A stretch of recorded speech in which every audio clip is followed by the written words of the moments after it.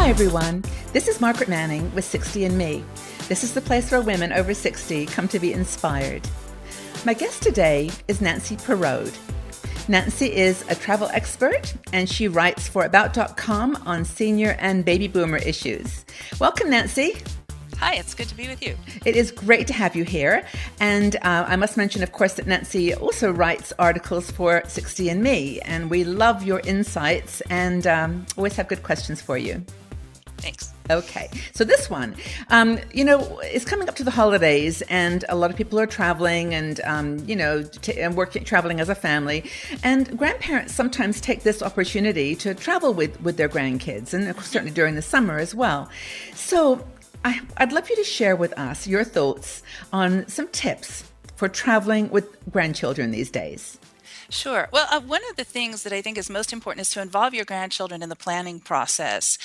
Plan with them instead of just for them, especially if they're middle school age or older. They're old enough to have some ideas on what they want to do and see. Of course, if you're paying, you wanted to have a big say in the destination and the mode of travel and so on. But even if you're doing something like going on a cruise, you can sit down with your grandchildren and the list of shore excursions and say, what sounds good to you? It might be a good opportunity to teach them a little bit about budgeting if they, because they can see the prices of the shore excursions and they can determine the best use of money. And it also helps invest them in the process so that they don't feel like they're just being dragged from, pillar to post, as the saying goes. They will look forward more to a trip that they've helped to plan. Yeah. Well, there's that old saying about people will support what they help to create. Exactly. And I think that's a really good piece of advice. Now, just to say, though, you're talking now about slightly older grandkids, but just to ask a question, what age would you say is a good age to start traveling with your grandchildren away from, your city where you live? Yeah, I think it depends a little bit on each grandchild. For example, my son went on a trip by himself when he was 8 years old to meet my parents in Florida and watch a space shuttle launch. I put him on a plane, with their special service for unaccompanied minors, and my parents were waiting at the other end and picked him up, and they had a fabulous time.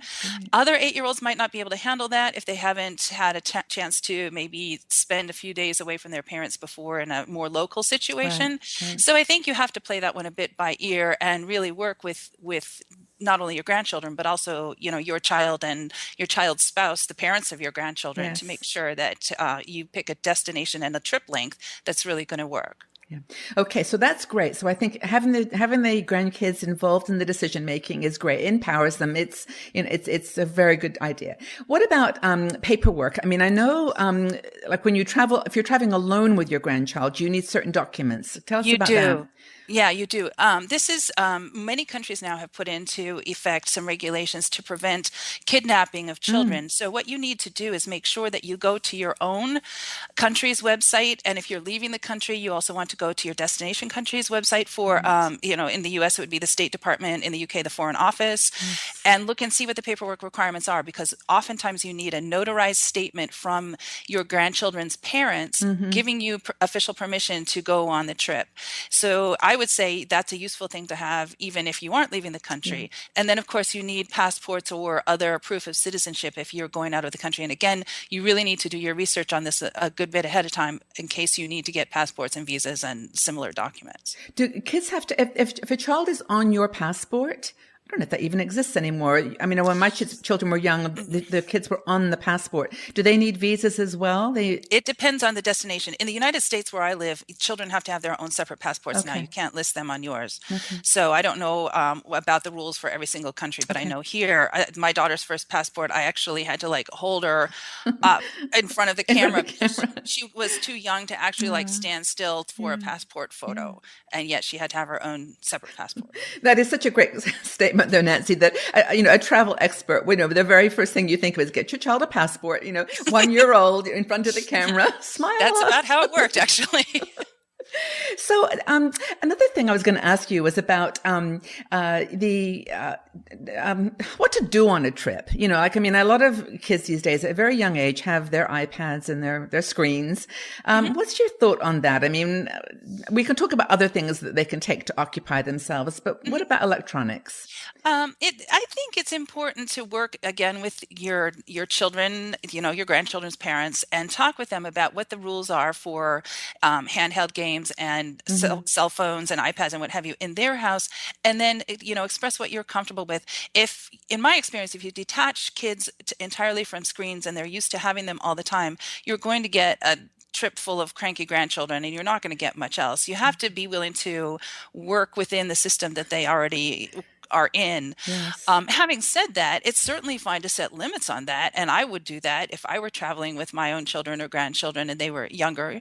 And, especially during mealtime, you don't want to have your child's or grandchild's head buried in a cell phone or an iPad, because then what's the point? You're staring off into space, and your grandchild is looking down, and you have invested a lot of time and effort and money into a trip, and you're not even talking to each other. So I think it's important to have that conversation again ahead of time. And also because if you're traveling internationally, you might be the one that has to deal with the chargers and the plug adapters and all of those little gizmos that you need to keep those electronic devices functioning properly. The other piece of that is cell phone data plans.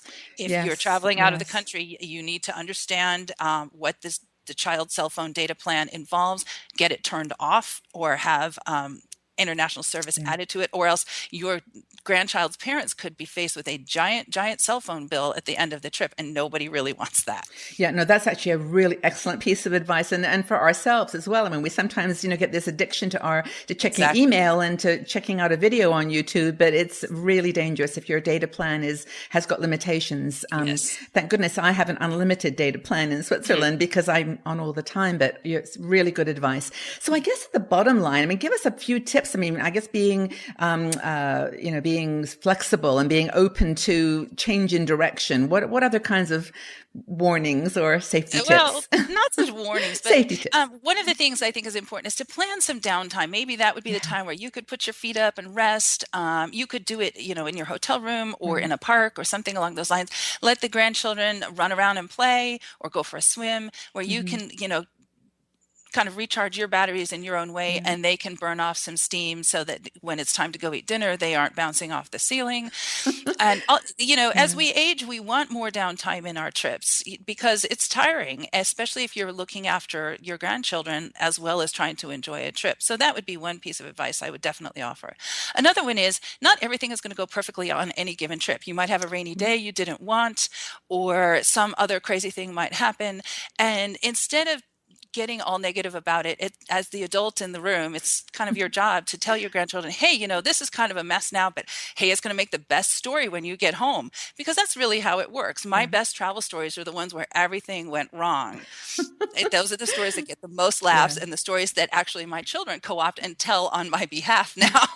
So definitely pack your sense of humor and your patience, and you're bound to have a marvelous trip. I think that's extremely good advice. And I think kids appreciate that downtime as well, because, when they're at home, they're in a very structured environment. They've got school, they've got, commitments, and, there's a little bit of pressure there. Now that they're with, their grandmother or grandparents, they can kind of relax a little bit and just breathe. And the other thing I think you said that was great is exercise. Because if you're sitting in a plane or a train for a long time, you can just get lethargic, and encouraging them to get, exercise is good too. Yeah. Young children, you can pack some things that might help with that. An inflatable beach ball, for example, packs flat in your suitcase. If you're at a park and you blow up that ball and your grandchild is kicking it around and there are other children in the vicinity, you are almost guaranteed to have an impromptu soccer game going on within a very short time. And that's really fun, because children don't need to speak the same language as other children in the group to be able to communicate with them and to play with them. I've seen it happen over and over. So if you bring a couple of little things, a little towel to sit on for an impromptu picnic, you can really have a fun time and get that exercise, especially for your grandchild, who is going to have a lot of energy. And you can get exercise too. Absolutely. No, this has been great, Nancy. Thank you so much. I think that what's been great about the conversation, though, is to be flexible, to have fun, and to really know that the gift you're giving them is your time, your energy, and that you said you're creating stories together. You're creating magical memories. So travel is wonderful for all ages. It is. Well, this. I do.